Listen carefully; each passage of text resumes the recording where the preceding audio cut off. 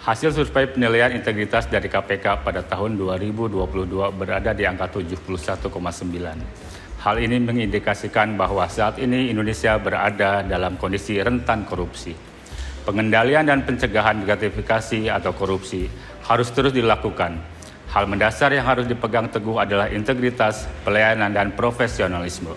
Tidak hanya itu, rasa malu pada keluarga, kerabat, dan rasa takut pada Allah Subhanahu wa Ta'ala bisa menjadi pengingat untuk tetap bersih dari segala bentuk gratifikasi dan korupsi. Saya Iman Haidir, pelaksana tugas Kepala KPPN Banda Aceh, berkomitmen untuk terus meningkatkan integritas dan melaksanakan program pengendalian, pencegahan, dan pemberantasan gratifikasi korupsi di KPPN Banda Aceh.